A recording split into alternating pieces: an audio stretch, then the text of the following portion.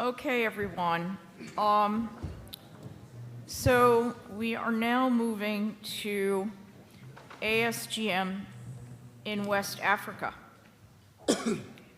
And again, under the masterful helming of Edward Bickham, we have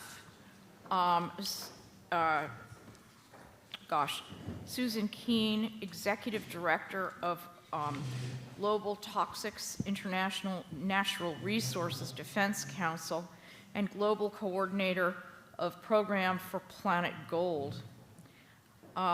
William Lishilo, Vice President of Government Relations and Community Business Partner, Anglo Gold Ashanti.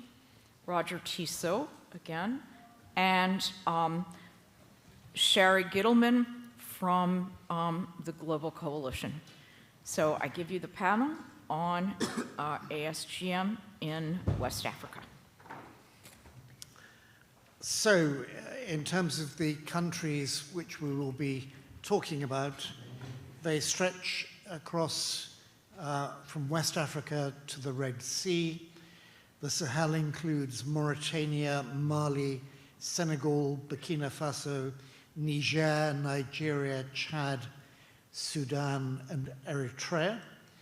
And then there are the West African littoral states, including Côte d'Ivoire, Guinea, Ghana, Togo, Benin, Liberia, and Sierra Leone. And it's an area, we talked in the last session about the problems of organized crime. There's certainly organized crime in West Africa too, but at a less sophisticated and entrenched level. But there is a more active presence of armed groups. So we have in Sudan a situation where both the government and the main insurgent group are both funded essentially through misuse of gold. We have a conflict vector coming down from Libya.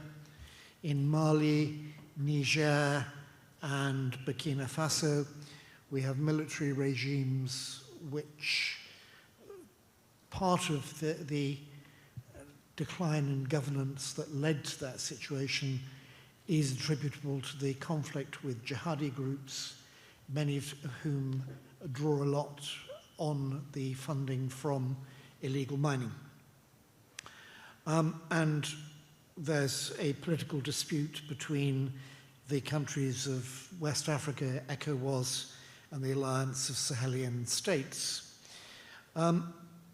In the region too, one has, because of the issues of conflict, climate change, making various types of agriculture more difficult. You have high levels of displacement and migrancy and highly porous borders. In much of West Africa, you also have a lack of state capacity to regulate the sector. But there are also some new approaches.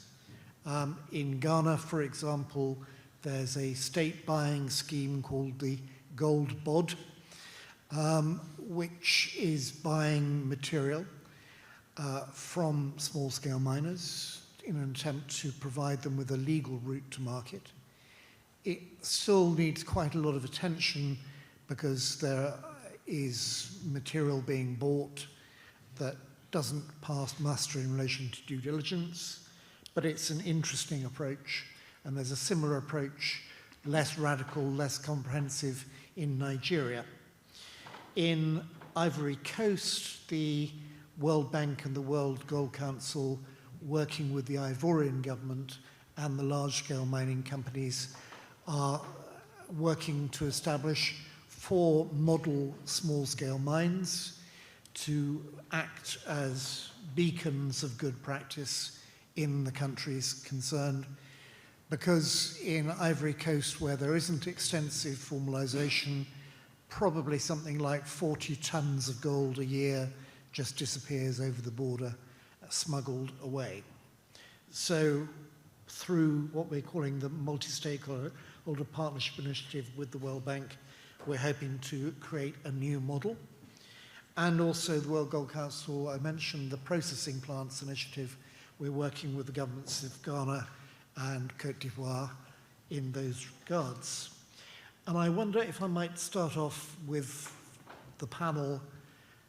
William, would you like to talk a bit about AngloGold Ashanti and the work you're doing in Ghana and Guinea to promote formalization?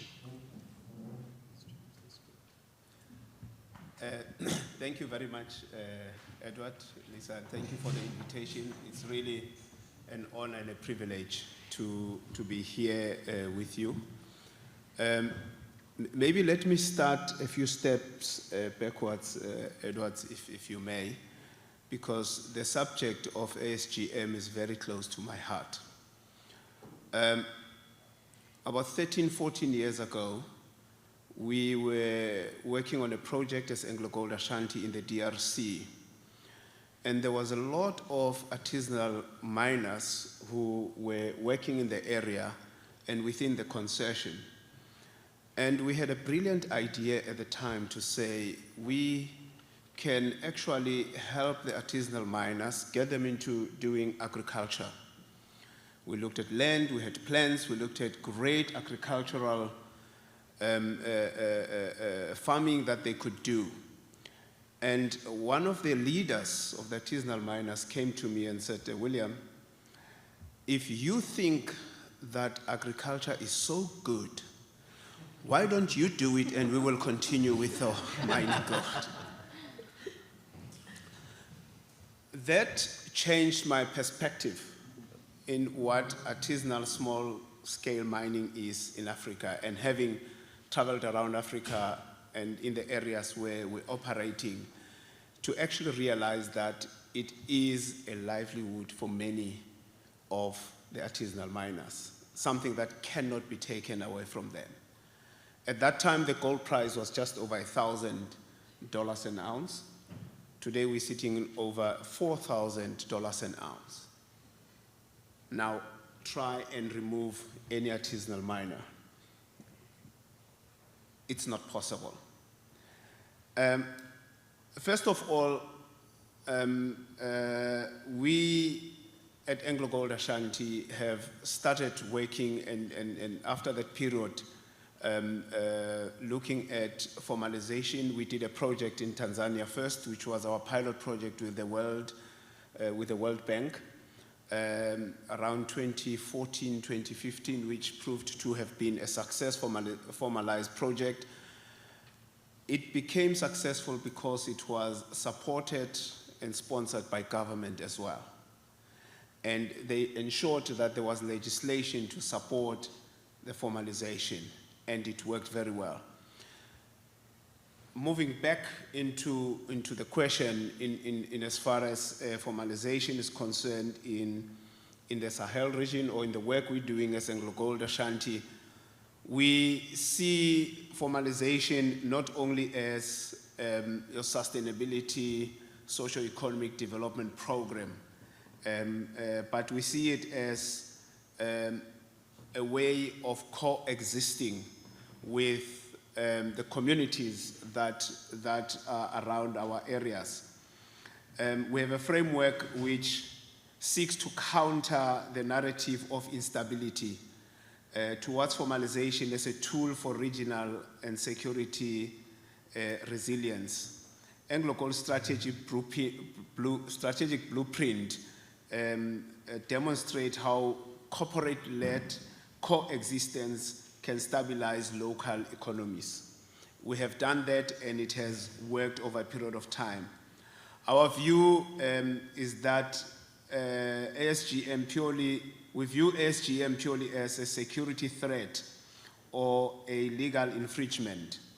So AngloGold's approach shifts the perspective to viewing legal formalized ASGM as an essential livelihood for host communities facing poverty and limited economic activities. Who is, or how do we define ASM? we're moving from a point where artisanal small-scale miners were doing panning, and some of the pictures would demonstrate, to a point where we view a number of what we call illegal miners, not at that scale, but at a scale at which where they operate with excavators. As we speak, over the last 6 to 8 months, Ghana government has confiscated over 4,000 excavators which destroyed the water bodies of Ghana, which destroyed the cocoa plantations, which are run by illegal miners.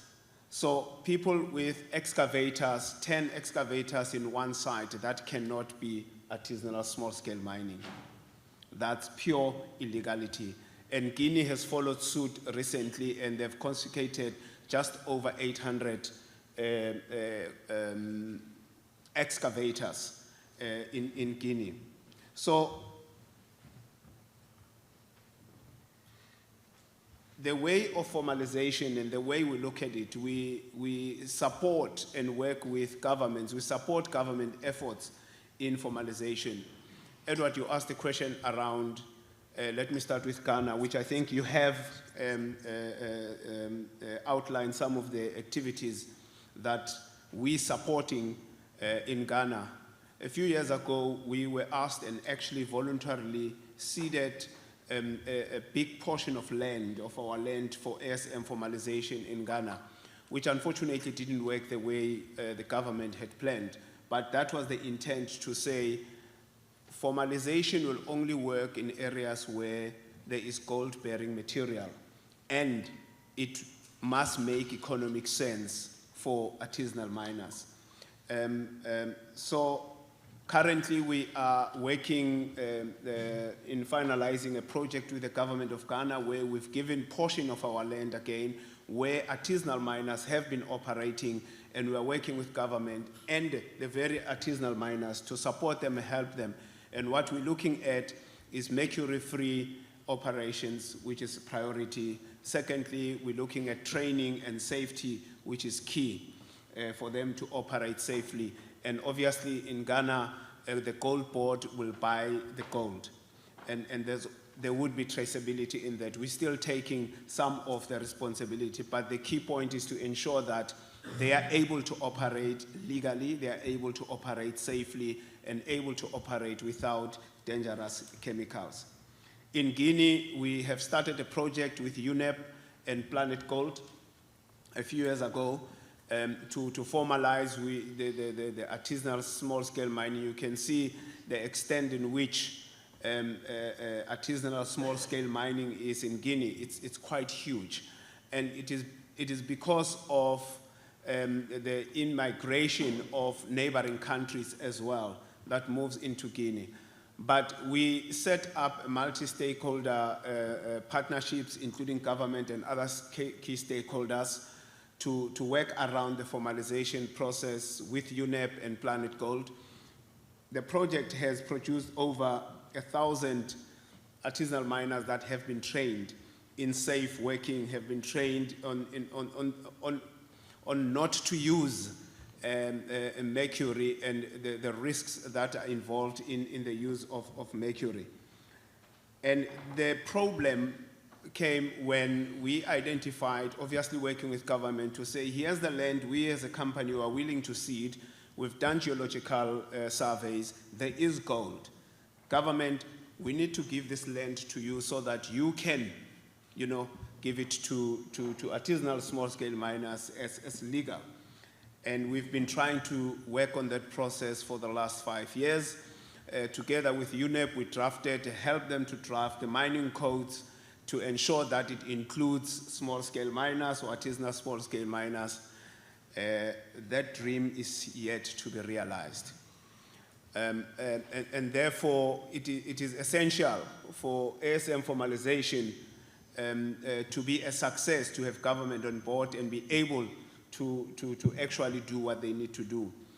It would be ideal as well, Lisa, in forums of this nature to actually have government representation so that they can hear the frustrations and the issues that Roger, they go through with their associations and all that, that formalization will not be possible unless there is legal support, there is government support and willingness from the government to ensure that, it is formalized. So we are continuing with the training of artisanal miners, but licensing has yet to happen in Guinea. And we are trying our best, we're pushing, we're working all the time. I've been informed that to the extent that some of the people have been withdrawn out of Guinea for whatever reasons, but we are pushing with UNEP to get the project off the ground. Stakeholders are in place, artisanal miners are ready, and the only thing we're getting from the government is to say, just start working. We say, you cannot. It's in our concession. AngloGold still holds legal responsibilities, but it can only happen when the land has been ceded to government, and government can give it to artisanal miners, legally so, for them to operate. Let me pause there, Edward. Thank you very much, William. That's very comprehensive overview. Can I move on to Roger to change his hat and talk about the situation? I held myself back when Sherry was talking this morning about working in the apparel sector, about not talking about changing hats. Could you talk about your sense of, I know you work a lot in Burkina Faso, in Ghana, about the countries where you're working and where things are going right and where things are going wrong? Thank you, Edward. Yes, well, most of our experience lately has been in the Sahel, so Burkina Faso. Also in Zambia, it's not quite there, but we're working there too. And hopefully we will be starting doing additional work in Senegal.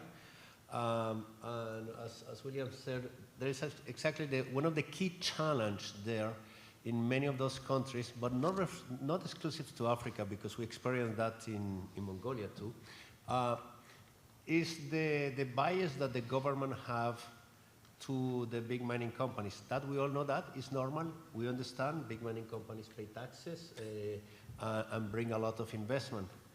The problem is how to allocate land and allow the government to understand that in the long run, that value is much higher in terms of employment, indirect taxes, and the one that we often, I don't hear, but I think is valuable, is if you have healthy communities without using mercury, without destroying the environment, without child labor or prostitution, all the stuff, the social and environmental gain has to be included in the rate of return of those investments. And I think those are perhaps one of the thinking when they are looking at the land and giving mineral rights. And that has been a challenge. In Burkina, for example, the artisanal miners, after a lot of struggle, they're able to secure a right, but for a period of 3 years. So if they want us, sometimes we would like to bring investors to work with this cooperative, and investors say, hey, I'm sorry, but 3 years, that's not long enough. I don't have security on that. So that's one of the big challenges that many of those regions have in terms of the mineral permits. We talk about formalization. For me, we have to have solid mineral permit and mineral rights. We start with that. Thank you. Tell us about the work you've been doing with Coris Bank as well, because one of the problems with small-scale miners is that by and large, they don't have access to commercial banking facilities. But that means they get their money from informal or bad sources. Tell us about what you've been doing. So, thank you, Edward. So that's also a program, and I'm not going to take the design, but Susan is going to talk more about Planet Gold. But we are one of the executing agencies of different projects from Planet Gold program, one in Burkina when it was done, and other countries. And one of the components or activities is find access to finance, formal access to finance, because as Edward said, it's very important for the miners to enter that legality. Without capital, it's impossible. And the traditional banks don't want to touch it. Say, no, it's too complicated. I don't know mining. It's illegal. It's informal. I don't want to touch it. So what we did in Burkina, we approached one of the banks and said, look, we are going to help de-risk the communities that we are working on intervening through the program of Planet Gold. So those are cooperatives that you know they are going to operate without mercury and respecting what they call a set of code, or we call craft code, to ensure that the buyer knows that is buying clean gold, for a lack of a better word. So, okay, said, but the value is that if we create this seed capital of lending, there is around 1 million people that could be bankerized, because none of those people bank. They are all using cell phone. And that was what attracted Coris Bank. It's not that they're going to be, lending $1,000 or $500. It's 1 million people who could get into that process. And that's how we started. We started obviously with a small seed fund from the Planet Gold program. And that has been lent, and the borrowers have been paying. So now what we're trying to do, we work with the same bank, saying, why don't we regionalize that?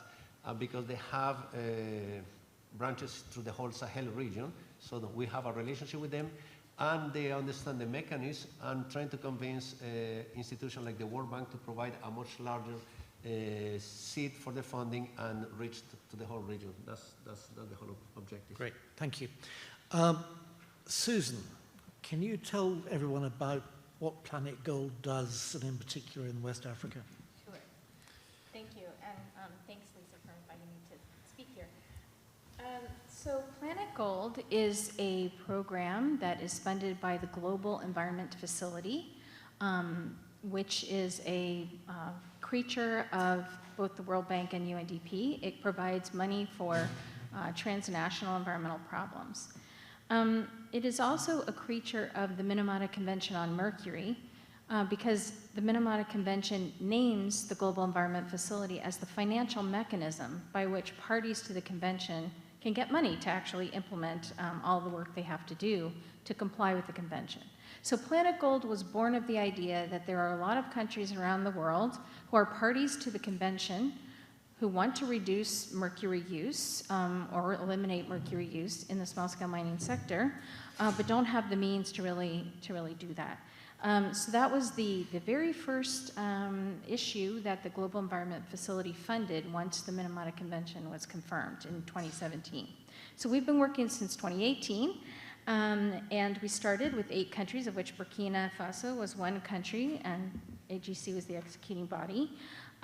We currently now have, I want to say 20 countries in the program, and in this region we have Côte d'Ivoire, Guinea, Senegal, which is just starting, Ghana, Nigeria, and Sierra Leone. We also have countries in East and Southern Africa as well. The philosophy of Planet Gold is, yes, we are a mercury reduction program. That's our primary goal, it's our main indicator. But we recognize that mercury is a symptom of the informality of the sector and sometimes illegality of the sector. It's a symptom of poverty. It's a symptom of lack of other alternatives for livelihood, or that it's just a really good livelihood that's very profitable. And by the way, we were talking, or the panel this morning talking about human rights and the negative impacts of ASM on the communities. Those are all certainly true and worrisome, but there's the flip side, which is that ASM provides a lot of wealth for these communities. It's a very effective way of transferring wealth from richer areas to poorer areas through the sale of gold. So it can have huge benefits if it's managed properly and managed in the right way. And our program design, every country that participates in Planet Gold has the same program design, which is to reduce mercury. What do we have to do? Well, we have to get different equipment, we have to get better processes, et cetera. How do you get better processes? You have to buy them. And to buy them, how do you do that? You have to get financing. As Roger just said, no commercial financer is going to touch this sector with a 10-foot pole as long as they're operating like the pictures you see right now. So instead, you have to, it all comes back to the formalization question. So that is we also, our root of our activities under Planet Gold, even though we work on all those other components, technology transfer, finance, et cetera. At the root, we're also trying to work on the formalization of the sector with government. And it's a very challenging thing to do in this region because it's such a it's challenging to do anywhere ever, but it's very challenging in this region because of the huge diversity of these countries and where they stand in terms of their governance of this sector. So you've heard bits and pieces of that as William and Roger have been speaking. You have Côte d'Ivoire, which is still working, let's just say still working to figure out its mining code. They still have a very old-fashioned view of small-scale mining and the rates that it has to land, the ability that it has to use anything other than just hand tools, for example. If you're really going to go mercury-free, you can't really just rely on hand tools. You have to have more sophisticated equipment than that. So there's a lot to be done just really at the very basic level of getting government to recognize this as a real entrepreneurial sector and not just a pesky group of people. Then kind of on the other end of the scale, you have Ghana, which is, it has its issues, but it's a very middle-income, it's a middle-income country. It has a relatively sophisticated ASM sector. People have been intervening and working in that sector for years and years, decades really. They have a lot of structure around their sector. They have a lot of investment in the gold sector, a huge amount invested. And it's a huge sector. I've heard recent estimates. I'm not saying these are my estimates, I've just heard them, that the small scale part of this gold sector in Ghana produces 100 tons of gold a year, which is an enormous amount of gold. So does the large scale sector. It's a very gold rich country, but nonetheless, it's a huge sector. But even there, you have challenges. We've alluded to the gold board, or gold bod. I don't actually know what that stands for. But the idea of the gold bod, it's an evolution from a previous institution they had, which did buy gold, but its primary role was to buy gold and make money, to profit. It was a private company, which had the permission of the government to work. Here, this is actually a governmental or quasi-governmental agency who, I'm sure they want to make money, but they also have a mandate to help economic development of the country and to have, buy gold so that they can create gold reserves. It's a much more sort of statist approach. But they haven't really done much to really concretize their responsible sourcing procedures or rules or regulations.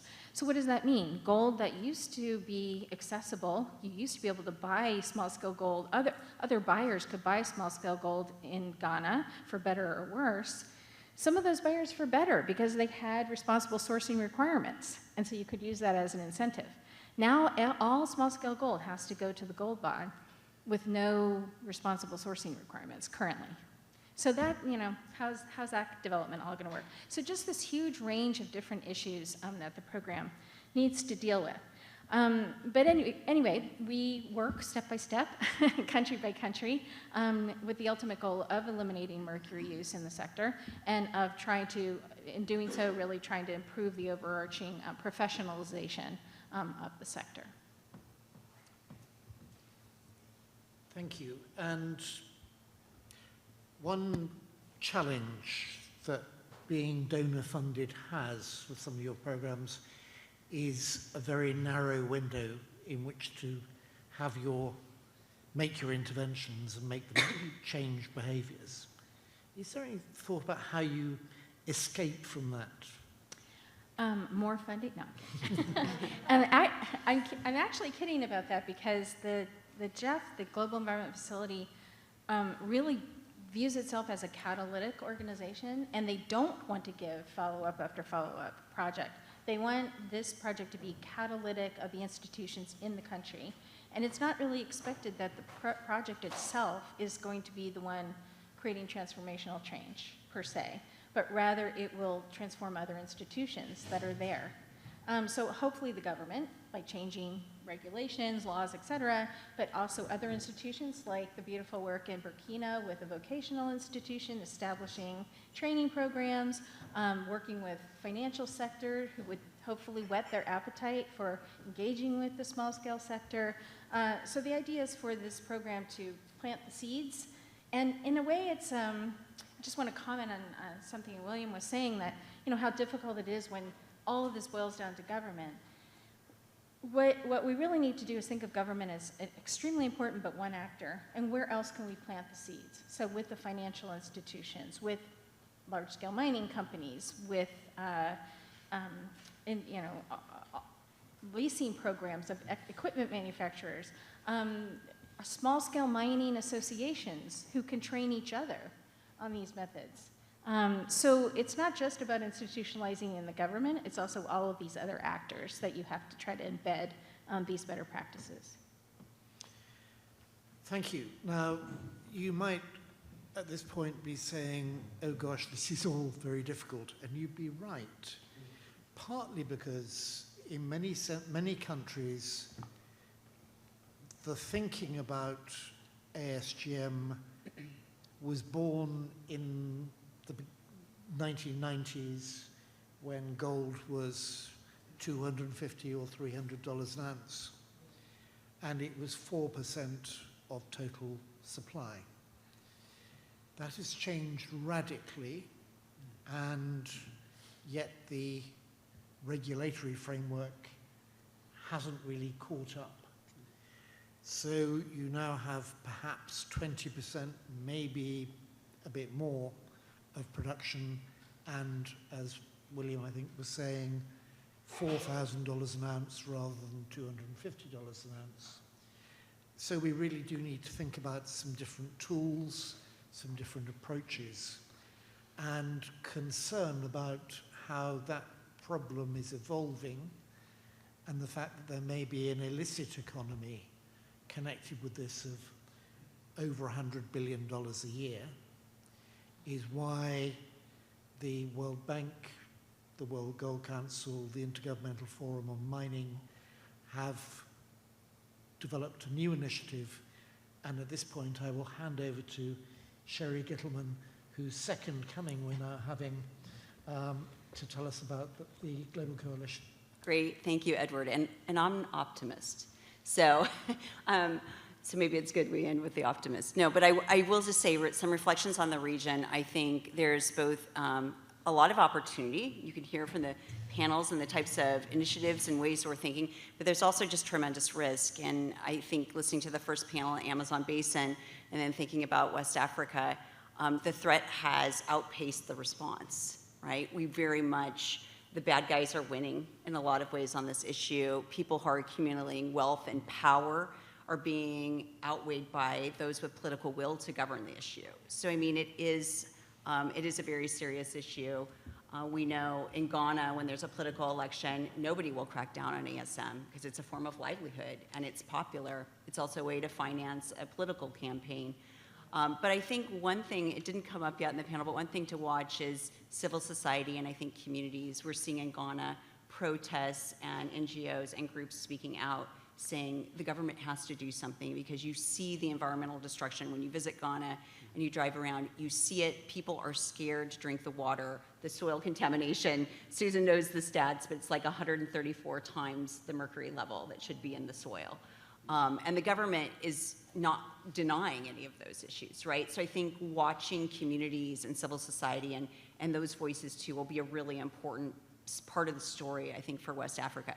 On the optimistic side, and I loved William's comments about livelihoods, I think this fact that we are seeing artisanal small-scale gold mining as a form of livelihood, that is not a small paradigm shift in thinking. Everybody is just coming to the realization that it is, people are making ends meet, and we need to acknowledge that. So I think that's been positive. I think we also just have a much better understanding of the illicit gold flows. The Global Initiative for Transnational Organized Crime, if I can say the name, just launched a report last month on the illicit gold market. Have a look at it. It's got recommendations. So we're just understanding better how all of the pieces connect and where it goes. And I think we're also starting to talk about more market-focused approaches to formalization, which is some of the stuff that Susan and Roger were talking. That all to lead into what is the Global Coalition. So the Global Coalition for Action on Artisanal and Small-Scale Mining was convened, as Edward said, by the World Gold Council, IGF, and the World Bank. All three of these organizations were doing deep, meaningful work in ASM. But as you've heard from the complexity, no one party or initiative is going to solve this problem. And with the price of gold, with the increase in criminality, the threat is just simply too big to do nothing. So they said, we have got to get everybody to come together. So this means all the players at this table, Susan's group and Roger's group are actually engaged in the coalition, and William will be soon. So it's bringing everybody on the table and sharing information and seeing how we move faster. So we've been working on ASM for 20 years, some people for 30 years. So people say to me, Sherry, what's different? We've been working on this issue. What's different from what you guys are doing? So there's three things that really, I think, make what we're doing different. First of all, is we're taking a whole value chain approach. So it's not trying to solve the issue just at the trading center side of it or just at the mine site issue, but how do we follow the money and make the linkages along the value chain and start to bring all of those actors together. So if we go to hold a meeting with the Global Coalition, the hardest part for me is trying to set up a meeting and get everybody together, because these are not all the people that sit together and already talk to each other. That was kind of the problem. So we need to bring in, in our group, we have everyone from the OECD, the UN Office on Drugs and Crime, we have the London Bullion Market Association, we have Planet Gold. We have a lot of different groups that, yes, they may all know each other, but they're not all talking and sharing information and coming together. So we have around 25 organizations currently that are either involved in our Global Council, which is like our advisory body, or that are part of our working groups. The second thing we're doing that's different is really trying to tie security and development together. From my experience working inside a mining company, and William will know this, the security team and the social team have to work together. And it's only going to be effective when they do. When they understand what each other are doing, they talk to each other. And so a lot of times we have law enforcement on one side of the end, and then we have people doing development and formalization on another. And so what we really want to do is, how do we break down silos? How do we bring those actors to talk to each other? And what might we unlock that we could do differently by starting to embed security and development, to learn each other's language even, and to understand the approaches. So we have a working group focused on the security pillar that we've just launched, and hope to share more as we start to articulate what that work will look like. And so the third thing is taking action. It is in the name of the coalition. We are not a funding body. We do not have a budget. We are not funding pilot projects. Rather, what we're doing is bringing the work of everyone together to trying to map that work and to share it and see if we can unlock some solutions by doing that. So we'll do our work in two ways. One way is through having thematic working groups. So we have one on security that I mentioned. The second one is on supply chain infrastructure. So this is the supply chain piece of work. And what we're aiming to do there is really kind of create, a guide for dummies of how to set up processing plants. The technology is not the hard part, but how do you get a miner to agree to sell into a plant? How do they transport their ore to that plant? How do they trust the rate they're going to get? How do you make the legal buying options how do you make them feasible and make them more enticing than the illicit markets, right? It is not an easy piece to do. Because there are also benefits of selling to the person you know, not having to pay any taxes or sign any tax forms, and have it be completely in the black market. So I think we see the solution, and it could be a great way to start to bring the illicit flows into the legal channels, but we have to create the incentives. So we have to understand, we have to work with people like Roger and Susan, we have to understand how the miners are thinking and where's the value in it for them, so that we create systems that really where people win. But it comes with finding responsible buyers and solving the finance piece and some of the challenge you've heard about here. And the other way we'll do our work is by taking this idea of a coalition and setting up national coalitions. So working with governments, we see government as essential of being in the driving seat, and really miners' voices also have to be heard in the work that we do. So we want to set up global coalitions in countries that want to engage on this issue. I think both from the World Gold Council, the World Bank, and IGF, their memberships all were saying, hey, we need help on this issue. So we want to look where there's operational security, where we can engage. We want to look with governments and miners that want to work on the issue and have a difference. We want to look where we have a lot of coalition partners, where there are a lot of projects and people working on solving one part of the problem that we can bring together. And then we just want to look at where's there a sizable community working on ASGM so we can have a meaningful impact, right? And also just a legal structure. Some legal systems don't recognize AGM or don't have concessions. So making sure there's some enabling environment for us to work so our goal is by the end of the year to set up one national coalition in Latin America and one Africa. West Africa is definitely a priority, but we have to engage with those governments more before we can share anything publicly on that. But I think I'll stop that. Thank you very much. So I hope that in this panel we're potentially ending on a not more optimistic note about people pulling together. The message to take away is not that the sector is shot through with bad people.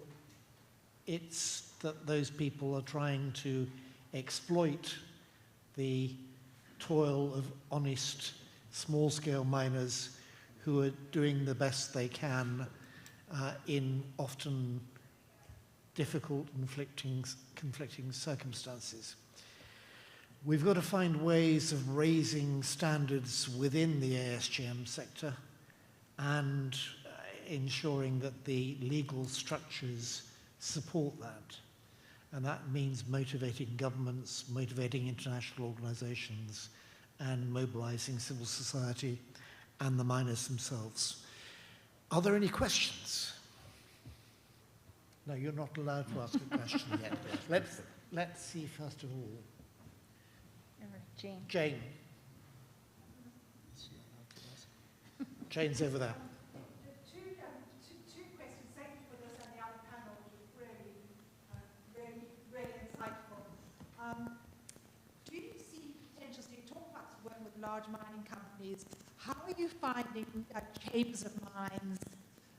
Are there any examples where a national chamber of mines is really stepping up? So that's the first question. And then linked to that, thinking back on the really interesting diving panel as well, that link, between well-known jewelers and the story. I mean, what is the World Gold Council, the coalition, also looking at there's some of those individual stories of a mining family who are creating livelihoods, or a small group of families, and then going to a processing plant, and then potentially going into a particular jewelry brand or sort of retail brand. So two questions: one about stories, and the other about chambers of mines. William, do you want to take the chambers of mines? Yeah, I think predominantly the Chamber of Mines in most countries, they focus more on large-scale mining operations.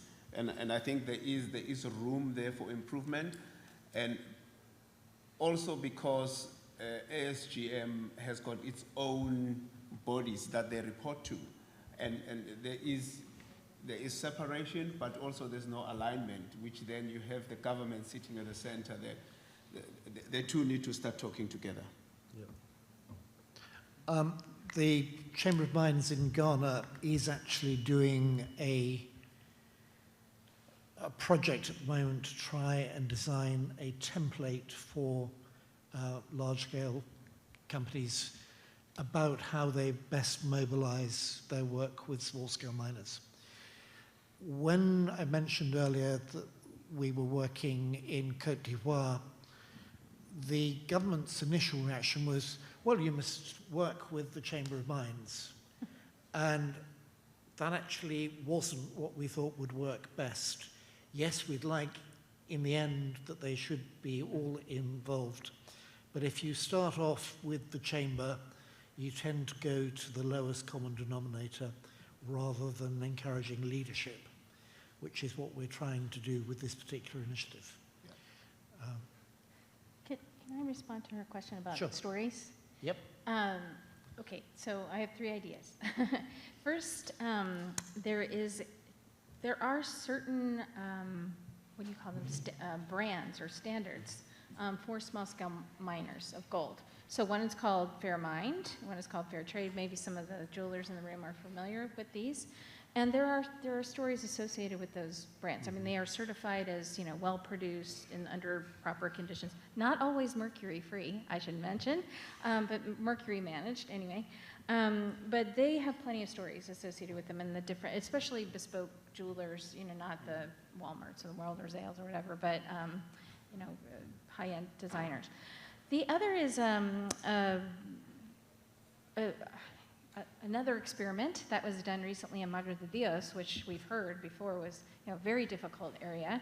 Nonetheless, there are pockets of good practice there, and particularly a women's association has been producing some mercury-free gold, and they've been working with Brilliant Earth to try to create a good story. It isn't the same certified, fair mine, fair trade, and they wanted to do that experiment because a lot of people think those standards are sort of too high and create barriers to entry for small-scale miners. So they wanted to see if there was something they could still do that it was, not quite that high, but still, very solid work. And then I just encourage, okay, I'm going to do a little self-promotion. Go to planetgold.org and look at the dispatches from the field, which is our series. We have a video series of all the stories of miners, from good stories of miners from the field. It is an excellent resource. I mean, it's sometimes difficult to navigate because there's so much good stuff on it. I should also mention the Swiss Better Gold Initiative, which Yes, yes. operates a lot in Latin America and works with high-end gold jewelers and watchmakers. So I think the point is these are organizations that are members of the global coalition, so it's not the coalition itself, but I hope we can become a clearinghouse that starts to pair people who are interested. How do I engage on this issue? Who should I work with? Here are a number of organizations doing really interesting stuff for jewelers to engage with. Meanwhile, I think the appearance on my left is trying to tell me something about the danger of overrunning. So I will merely thank my panelists and thank you for your involvement.